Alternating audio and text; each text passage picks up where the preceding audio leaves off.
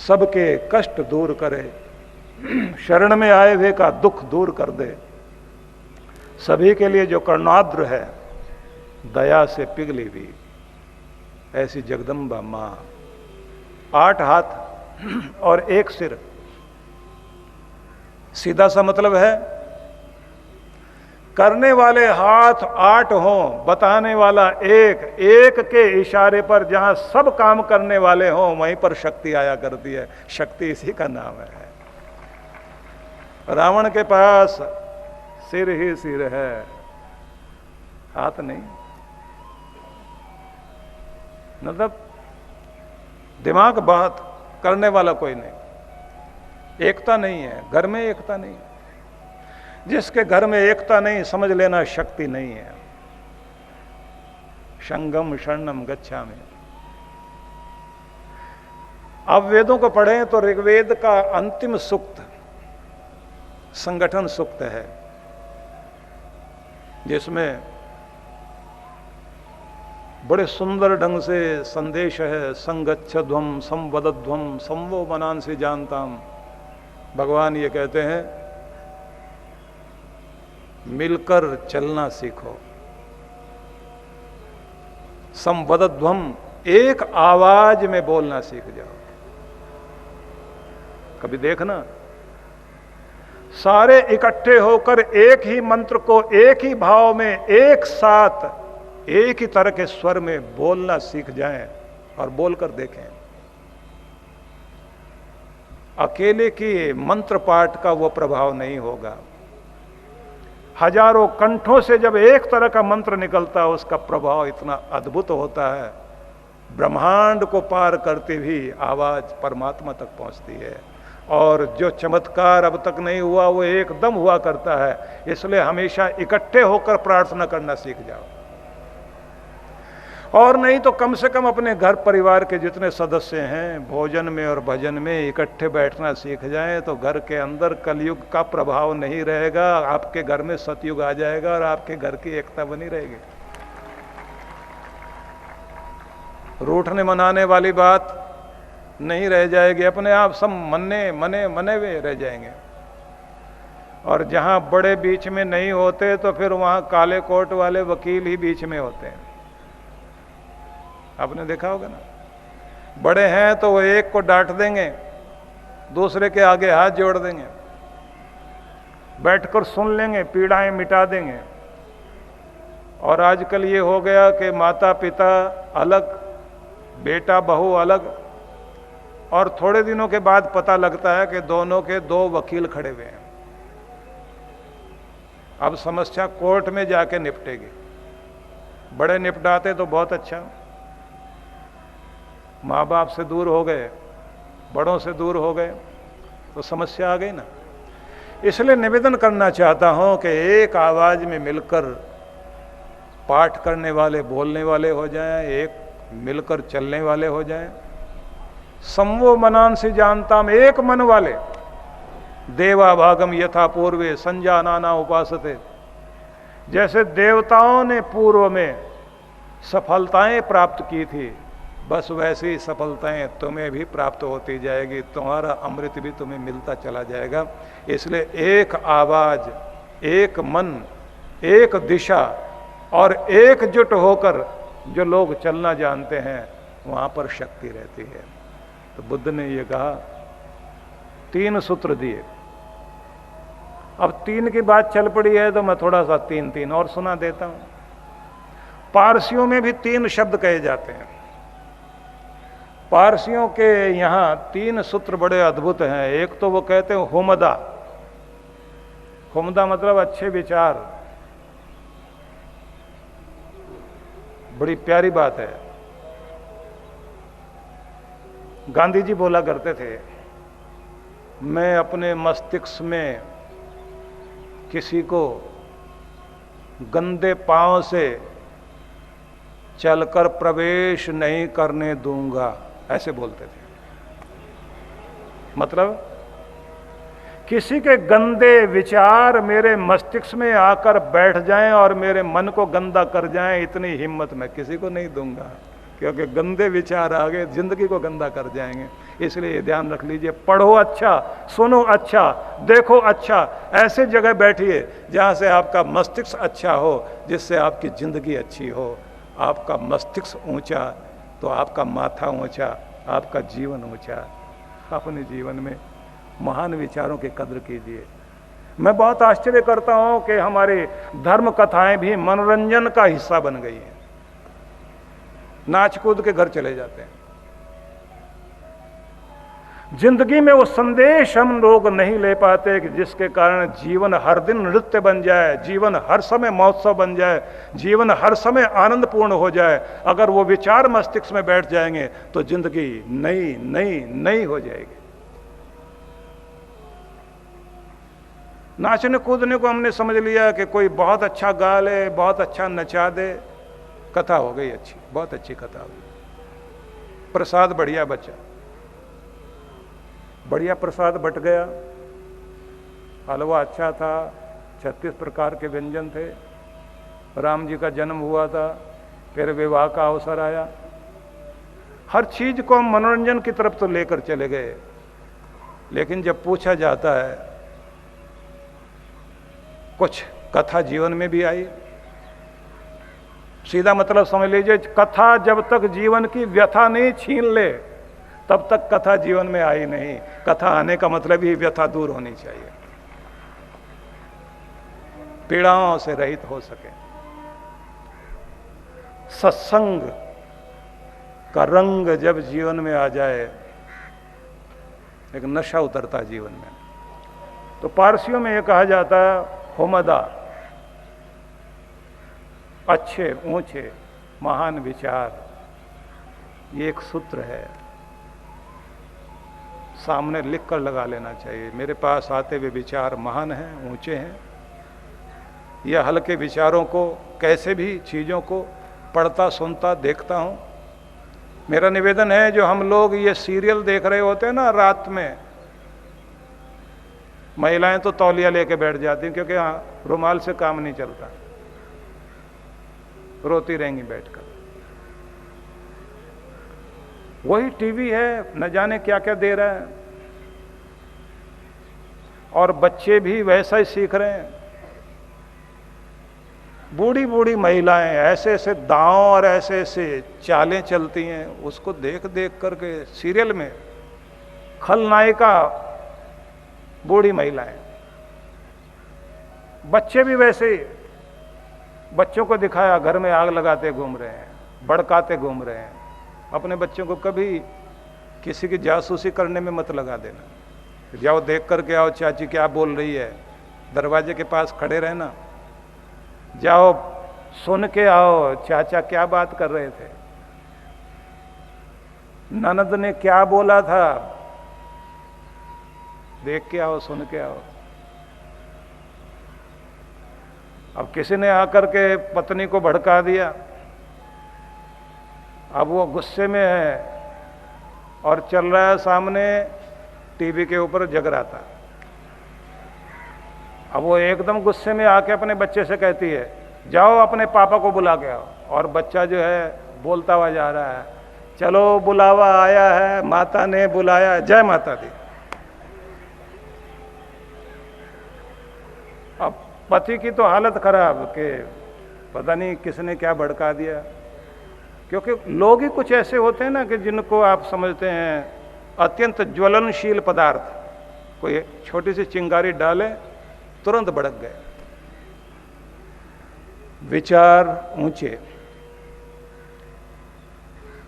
विचारों को देने का काम हमारे पास ये सिनेमा, टीवी। अब रहा सहा काम आपका मोबाइल फोन, व्हाट्सएप, कितना अकेला कर दिया आदमी को। पहले मिल के इकट्ठे हंस लेते थे, अब तो इकट्ठे बैठ के हंस भी नहीं पाते, अकेला ही बैठा हंस रहा है आदमी फोन खोल के। पड़ोस वाला भी साथ में आकर के बैठेगा नहीं, वो भी कहेगा भाई साहब मुझे भी सेंड करना, बहुत अच्छा सा लग रहा है कुछ, चेहरा देखते ही वो भी चलते चलते ही हंसेगा, मुस्कुराएगा। निवेदन फिर वहीं लेकर चलता हूं आपको, जिस भी तरह से विचार हमारे मस्तिष्क में आते हैं वो पवित्र हों, हमारे यहाँ पंडित लोग पाठ करते हैं, मंगलाचरण में, स्वस्ति वाचन में, भद्रम कर्णे भी शृणुयाम देवा, भद्रम पश्येम अक्षभिर्यजत्रः, कानों से भद्र सुने, आंखों से भद्र शुभ अच्छा आंखों से देखें, और जो भी जीवन है वो देवताओं का जीवन जिए, पूर्ण आयु भोगे। तो वहां कहा गया होमदा अच्छे विचार, हुक्ता, हुक्ता का अर्थ है सही विचार तो हो पर सही बोलना भी होना चाहिए, मतलब व्यवहार। बहुत बड़ी बात है ये। पूरा जीवन हमारा इस बात पर निर्भर करता है कि हम अपने बोलने से लोगों के दिल में उतरते हैं या दिल से उतरते हैं। हमारा बोलना कहीं दिल से तो नहीं उतर जाते हम किसी के। लोग कहते हैं अब तक तो दिल में ये आदमी स्थान रखता था, आज तो दिल से उतर गया। और कभी कभी बोलना ऐसा भी होता है, हम अपने बोलने से लोगों के दिल में स्थान बना लेते हैं। इसलिए बहुत नियंत्रण चाहिए हमारे बोलने में। संस्कृत में एक बड़ा सुंदर सूत्र आता है जिसका सार ये है, मेरी पंक्तियों को ध्यान से सुनना। तुम्हारी गौ रूपी जीभ, तुम्हारी गौ रूपी जीभ खूंटे से ठीक बंधी होनी चाहिए। तुम्हारी जीभ रूपी गौ खूंटे से मतलब नियंत्रण में रहनी चाहिए। तुम्हारी जीभ रूपी गौ खूंटे से बंधी रहनी चाहिए, क्योंकि यह खूंटे से खुलकर दूसरों के मान की हरी भरी खेती को उजाड़ने के लिए हमेशा तत्पर रहती है। इसलिए इसे खूंटे से बांध के रखो, नहीं तो खुल गई न जाने किस किस के मान की खेती को चर के आएगी। इसलिए इसे नियंत्रण में रखना जरूरी है। कितनी ऊंची बात है।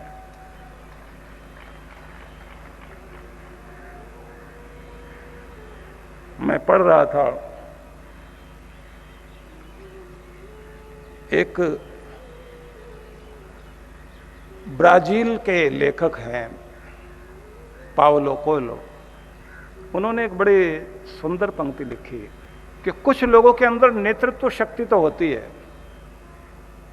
पर वो कैसी? दूसरों को अपमानित करने की, दूसरों की राह में बाधा खड़ी करने की, दूसरों को मुश्किल में डालने की। और वो उनका कार्य तब तक लगातार चलता रहता है जब तक उन जैसा कोई बड़ा ना मिल जाए जो उनकी राह में भी बाधा डाल दे।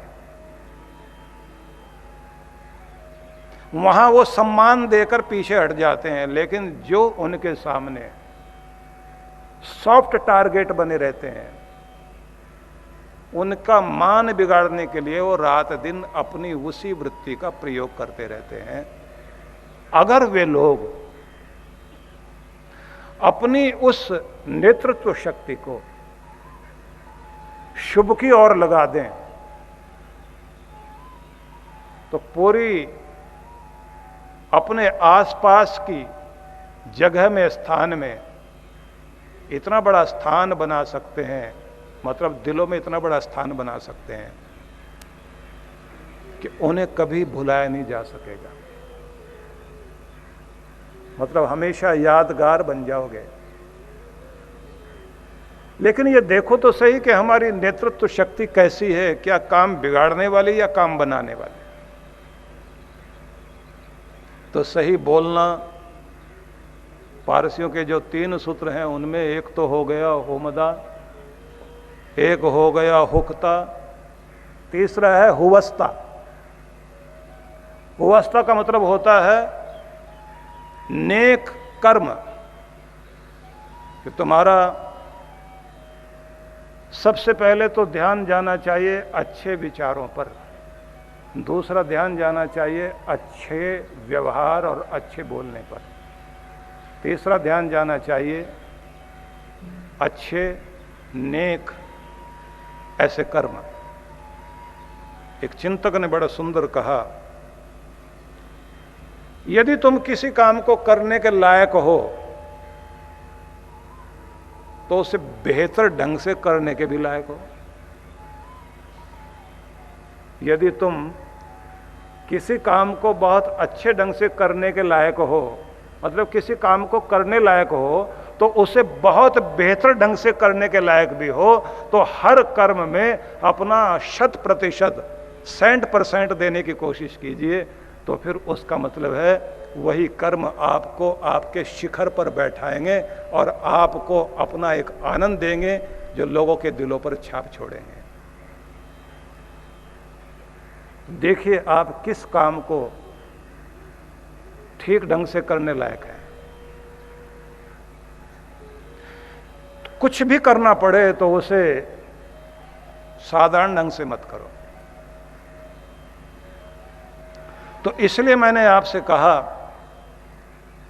कि गीता का ये एक सुंदर रूप है, अर्जुन शिष्य है और कृष्ण गुरु। अब जब भगवान श्री कृष्ण ने अर्जुन को उपदेश दिया, उसमें एक प्रार्थना अर्जुन की थी। अब वो प्रार्थना क्या थी? कार्पण्य दोषो अपहत स्वभावः पृच्छामि त्वां धर्म सम्मूढ़ चेतः यच्छ्रेयस्यान्निश्चितं ब्रूहि तन्मे शिष्यस्तेऽहं शाधि मां त्वां प्रपन्नम। अर्जुन ये कह रहा है कि मैं आपका शिष्य आपके शरण में हूं, लेकिन कार्पण्य दोषोपहत स्वभावः, कायरता के कारण, क्योंकि पूरा शरीर कंपित हो रहा है, मुख सूख रहा है, किम कर्तव्य विमूढ़ हूं, तो इस समय मैं नहीं जानता कि मेरा कर्तव्य क्या है। पृच्छामि त्वा धर्म सम्मूढ़ चेतः, मेरा कर्तव्य क्या है इसके लिए मैं बहुत ही मूढ़ हो गया हूं, मूर्खता से भर गया हूं। तो मेरे लिए आप मेरा मार्ग दर्शाओ। उपनिषदों में जहां हम पढ़ते हैं असतो मां सद्गमय तमसो मां ज्योतिर्गमय, मैं अंधेरों में हूं, भटक गया हूं, भ्रमित हो गया हूं, मैं खो गया हूं, मुझे प्रकाश की ओर लेकर चलो, मुझे उस तरफ लेकर चलो कि जहां मुझे मेरा लक्ष्य मिल सके। मैं दुखों से अमृत की तरफ जाना चाहता हूं, मैं असत से सत्य की तरफ जाना चाहता हूं। यह जीवन के लिए बहुत आवश्यक चीज है कि हम लोग ये कह सकें कि भगवान तुम मुझे राह दिखाओ। कभी कभी जब मन बहुत पीड़ित हो तो अपने मन में पीड़ा को लेकर आंख में भले ही आंसू हों, परमात्मा के चरणों में प्रार्थना करने के लिए निमग्न होना चाहिए, प्रार्थना करनी चाहिए। प्रार्थना करने से बहुत कुछ बल मिलता है। अर्जुन ने भी प्रार्थना की, मुझे नहीं सोचता कि मेरा रास्ता क्या है, आप मुझे बताओ, मैं तो शिष्य बन गया हूं, आपकी शरण में आ गया हूं। और पूछा है कृष्ण से। हम लोग पढ़ते हैं इतिहास को तो ध्यान में आता है कि जिस समय शिवाजी छोटे थे तो उनके दादा महाभारत की बहुत सारी कथाएं सुनाते थे, गीता की बात सुनाते थे। तो एक दिन शिवाजी ने कह दिया, दादाजी मैं अर्जुन बनना चाहता हूं, आप बताओ कि मैं अर्जुन कैसे बनूं, क्योंकि मेरे जीवन में कृष्ण है ही नहीं। मेरे पास अगर कृष्ण हो तो फिर मैं अर्जुन बन जाऊं और फिर मैं भी चमत्कार कर दूं, मैं भी इतना सफल हो जाऊं, मैं भी वीर अर्जुन बनकर पूरी दुनिया में नाम कमाऊं, अन्याय का विरोध करूं। दादाजी ने कहा, बेटा कृष्ण की चाहत में मत बैठो, तुम तो एक ही कोशिश करो, तुम अर्जुन बनने की कोशिश करो, तुम्हें ढूंढते हुए कृष्ण अपने आप आ जाएंगे। अगर तुम अर्जुन बन जाओगे तो कृष्ण अपने आप जीवन में आ जाएंगे। सही शिष्य बनने की कोशिश करो, सही शिष्य बनने की, सही पात्र बनने की, अपने आप को इस योग्य बनाओ कि तुम्हें गुरु ढूंढता हुआ तुम्हारे पास आ जाए। और जब गुरु जीवन में आता है तो यह ध्यान रख लेना, इतिहास नई करवट लेता है। योग्य गुरु और योग्य शिष्य दोनों का मेल हो जाए। और ये मेल कराने का ये मतलब नहीं होता कि हमने तो गुरु कर लिया और गुरु के पास जाते भी हैं। कई लोगों को होता है कि वो 4-4, 6-6 गुरु कर लेते हैं। एक माता ने हमको भी आके कहा था ऐसे ही, बोले हम बहुत आपको सुनने के बाद प्रभावित हो गए हैं, आपको गुरु करना चाहते हैं। मैंने टाल दिया। अगली बार फिर आई, आकर पूछा, मैंने कहा आपने पहले भी कोई गुरु किए थे? बोले हाँ पहले किए थे, वो 2-2.5 साल तो चल गए, उसके बाद वो सिधार गए। तो फिर हमारे मन में आया एक और गुरु करना चाहिए, तो दूसरा गुरु किया, वो 6 महीने चला, फिर वो भी सिधार गया। ऐसे करते करते 6 तो चले गए। मैंने कहा कितनी एज है आपकी? बोले 70 साल की। मैंने कहा, बोले अब आपके प्रति श्रद्धा जागी है। मैंने कहा माता हम तो अभी रहना चाहते हैं धरती पर, क्योंकि आपका तो कुछ बिगड़ा नहीं, पर जिसको आपने गुरु बनाया वो जरूर पार उतर गया। तो बहुत ऐसे भी होते हैं गुरु कोई पार लगा देते हैं, वो खुद के जीवन में कभी कोई फर्क नहीं पड़ता। ठीक है कि गुरु प्रामाणिक होना चाहिए, गुरु से, योग्य गुरु से दीक्षा लेनी चाहिए। ये भी बात ठीक है कि गुरु के साथ चलने का, उनके साथ बैठने का भी एक मर्यादा और नियम और व्यवस्था होती है कि गुरु के चलते हुए उसकी छाया पर भी पाँव नहीं पड़ना चाहिए। गुरु अगर एक तृण भी दे तो उसे अमूल्य निधि समझ करके संभाल के रखो, मेरे गुरु की निशानी है। मेरे सदगुरु ने प्रेम भरे हाथों से ये कुछ दिया मुझे, ये अमृत है। भावना में ही बहुत कुछ होता है। और गुरु के सामने जब बैठे तो विनम्रता और जिज्ञासा भी करें, बहुत ढंग से जिज्ञासा करनी चाहिए। भगवान श्री कृष्ण कहते हैं तद विद्धि प्रणिपातेन परिप्रश्नेन सेवया,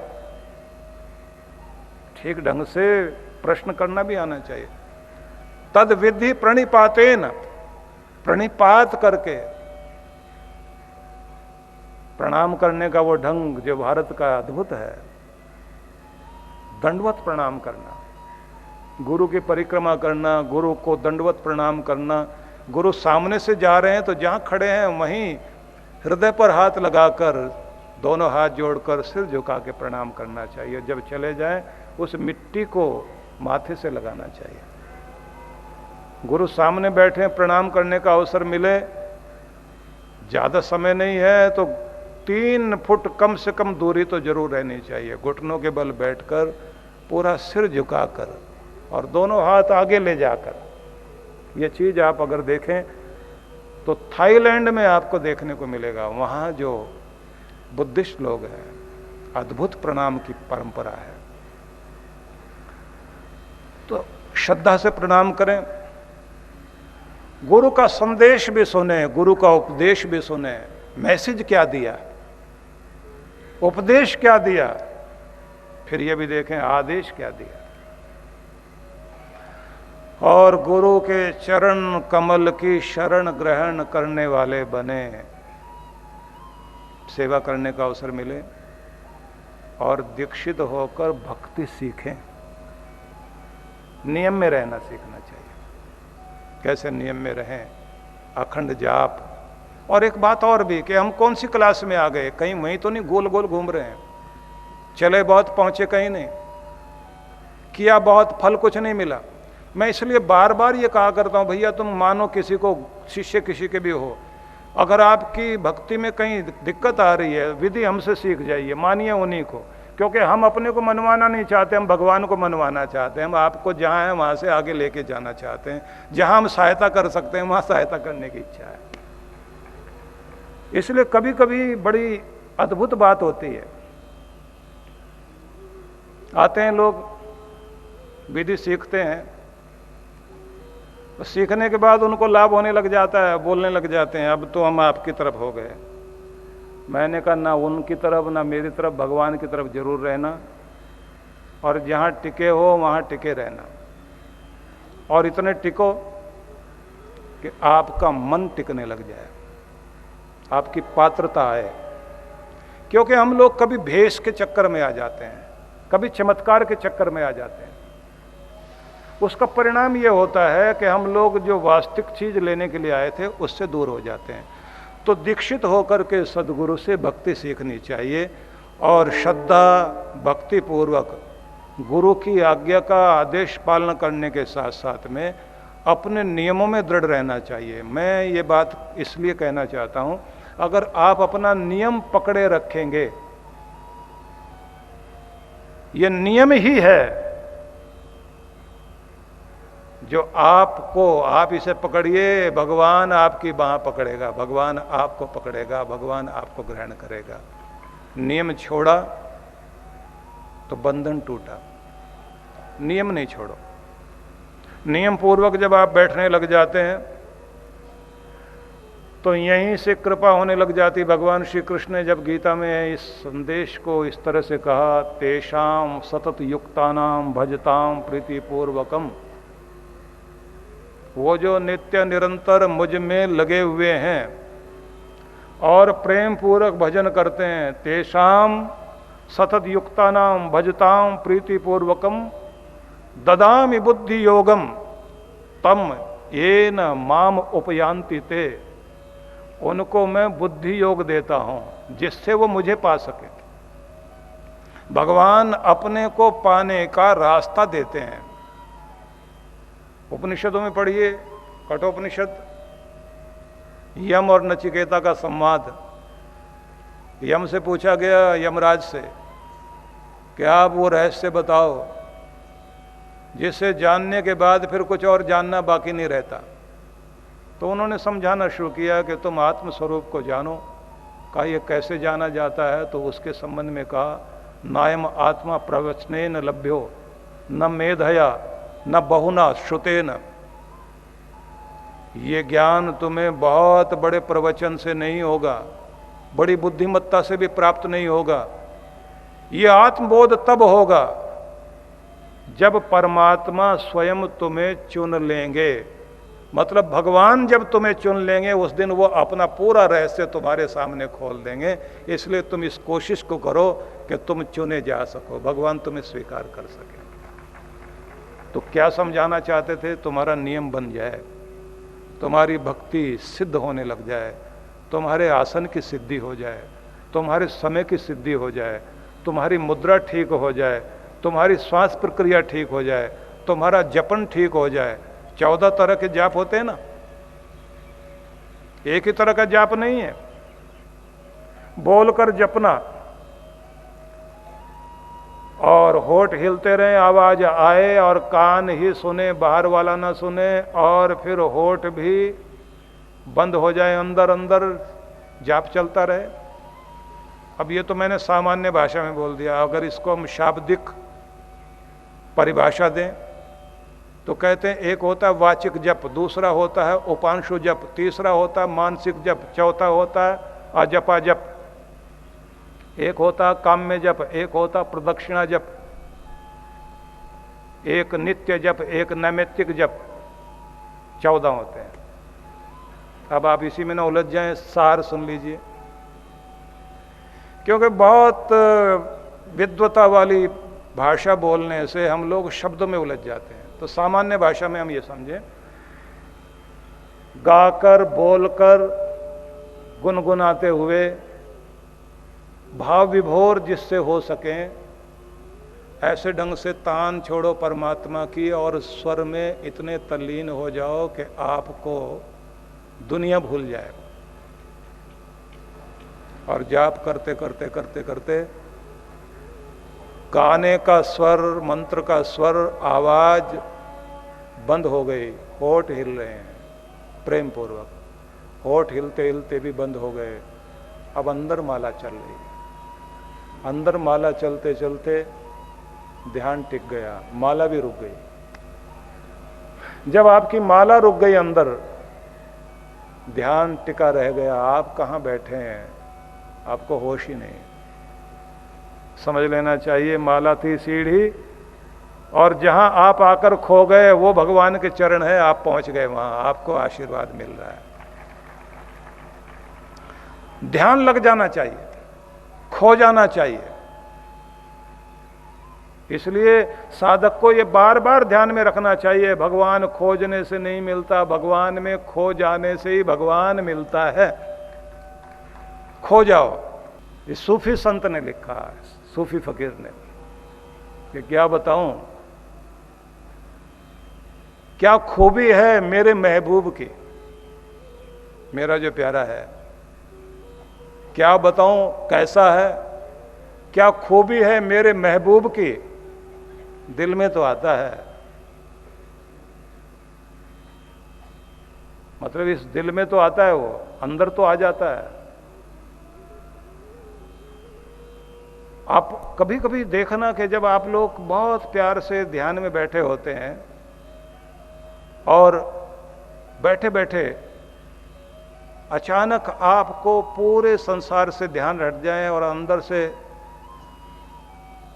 ऐसी महसूस होना लग जाए, ऐसी खूबी आ जाए अंदर, आपके सामने से सारे दृश्य ओझल हो जाएं, प्रेम से आनंद से बैठे हुए हैं और चेहरे पर मुस्कुराहट है और अंदर अंदर शांति अनुभव हो रही है।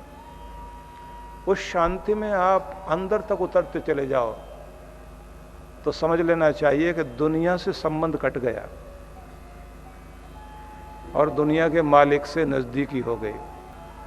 मौन ऐसा उतर आएगा, आपके शब्द बोल नहीं पाएंगे, क्योंकि वो दिमाग का विषय नहीं है। वो दिल में तो आता है, दिमाग में नहीं आता। उसको अगर आप देखेंगे तो विचारों से विचारने की कोशिश करोगे कैसा है, वो समझ में नहीं आएगा। इसलिए जब आप उसके हो जाओगे तो खुद की होश नहीं रहेगी। हम लोग अगर पढ़ें तो संतों की जो वाणी है बड़े सुंदर ढंग से वर्णन किया गया है कि जिन बिन देखे बिन परस के, बिन देखे बिन परस के नाम लिए क्या होए, धन धन कहे धनी बने तो निर्धन रहे न कोई। मतलब परमात्मा को देखे और बिना उसके स्पर्श का अनुभव किए केवल रटने मात्र से परमात्मा के नहीं हो जाओगे। जैसे कोई धन धन बोलता तो रहे, लेकिन धन बोलते बोलते धन पाने के लिए कुछ भी कर्म न करे तो वो धनी नहीं हो जाता। इसी तरह से कहते हैं शब्द तो वाणी में आ गए लेकिन वाणी में आते हुए शब्दों के अंदर परमात्मा की लीला का अनुभव नहीं हुआ। शब्द अंदर आए और मिठास अनुभव नहीं हुई।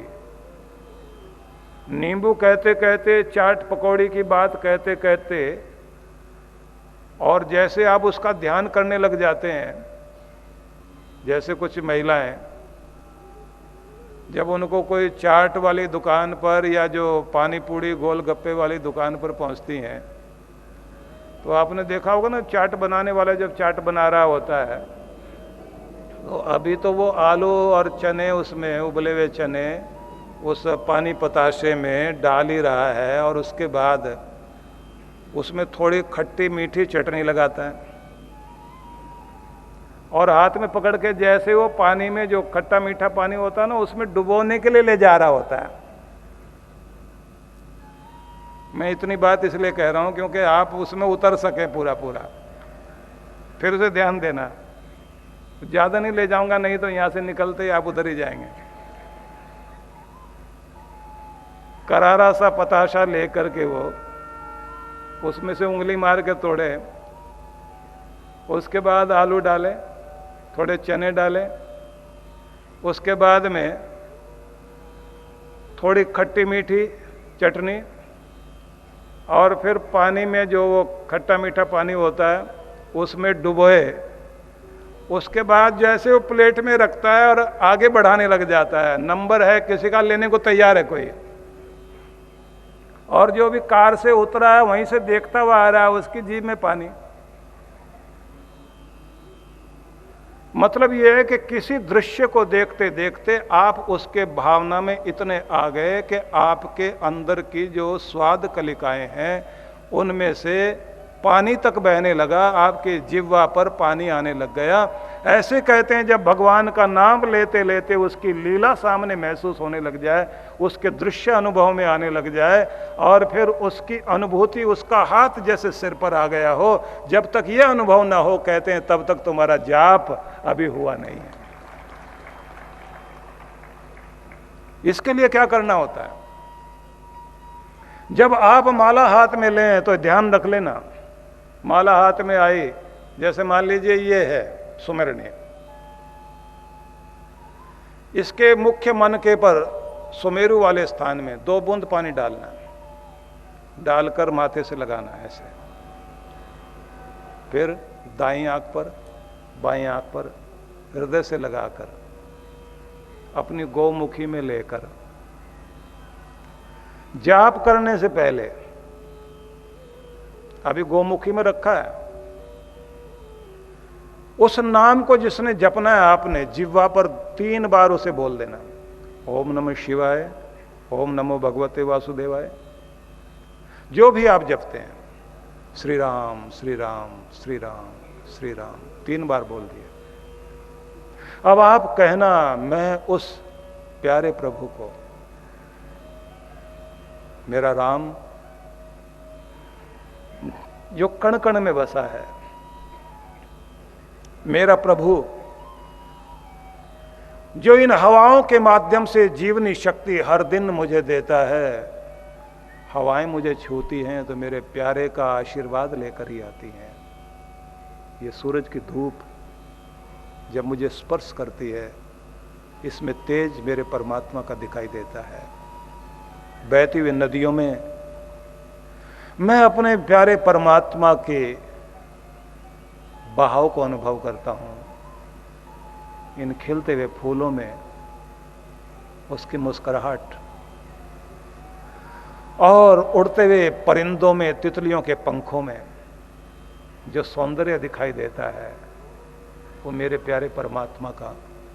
पूरे संसार में इतनी सारी भीड़, अलग अलग भाग्य, अलग अलग मस्तिष्क, अलग अलग शैली, अलग अलग कर्म, अलग अलग स्थान, सबका कर्मों का हिसाब रखने वाला मेरा मालिक एक, वो जो सब कुछ देता है,